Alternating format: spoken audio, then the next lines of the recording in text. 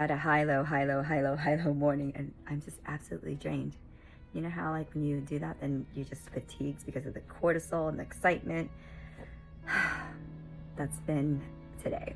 So since my scooter was stolen and I made that decree, this is the key that I hang here that my scooter comes back. Hey, I got the good news that it's found. And even when the cop came here to do the report, he's like, the likelihood that you're probably not gonna get it back. And I really let it go, but I sent love to the scooter and that it finds its way back home. It's coming home! I knew that I actually had to take it that day, if possible, because of my schedule. Otherwise I wouldn't be able to do it until like maybe next week. And they said that every single day it's there, it's an additional $30. And it's also $200 to get it out of the impound. My friend Larissa took me. She's like, well, I don't want you to be disappointed because when my car was stolen and when I got it back, I thought I could drive it too, but I couldn't. So she's like, well, I'll wait for you to call me at a coffee shop. I'm gonna go grab a coffee and a muffin. So I went in, I was so excited. I told the ladies the story of how I had like 3 parts to it because of my energy clearing and how I came to peace with it and like the lessons with it, and I didn't think I was gonna get this back. And I'm at the place to pick up my scooter. I go out to go get it, and the guy's like, oh, you weren't thinking you're gonna drive home with it, were you? I was like, yeah, I was. And he's like, well, let me show you. And it was demolished. They had taken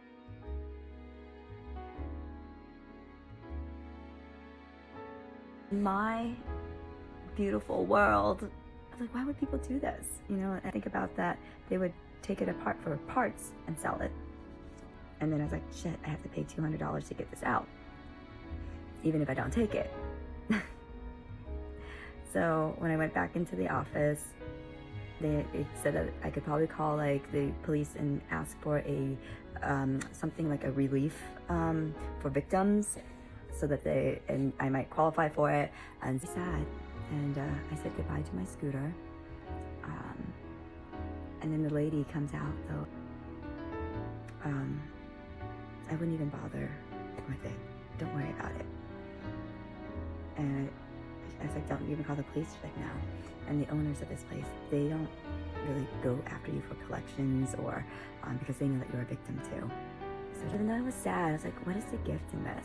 What's the blessing? And what is this all about? Because it was on the day of the supermoon, full moon eclipse. And I knew that this was about completion. And I also knew that it's about something ending for something to start. Scooter represented something to me that was a part of some really good years. But then I think about it, those were some really challenging years as well. And even though I wanted to ride the scooter, I was holding on to a belief or an era, a decade that I really have outgrown. Name was Shadow. And so I just said goodbye to Shadow and goodbye to my shadow, and that I've outgrown it. I can release that now. And then I was feeling a lot of doubt and all these things with like me and my work and what's this next stage. And at that time I was in that stage too, and things bloomed for me shortly after. So perhaps that's the next phase for me as well, if I learn to let this go, and also to see how far I've come, and just to appreciate things as it is. And there will be another bike in the future. We realize, hey, the energy work stuff really works. However, the universe is the ultimate joker because it gives it to you, maybe in a form that you didn't think of, but it's more creative, and there's a lesson or a gift in it. Damn you, universe. You know, I mean, I said that the scooter would come back to me, and it did, right? Just not perfect, and maybe so I'm gonna be better at asking for my results. I am ready to step into this new chapter, and I'm letting go of my past. And one of the things that my shaman taught me, that the reason we haven't actualized our reality is because we can't cross the bridge.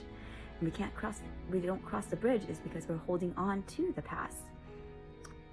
And so I hope that my scooter story helps you to let go of something that maybe you thought was like some of the best years of your life, or that you can't have that again. And so we're just holding on to something, but something better is on the way.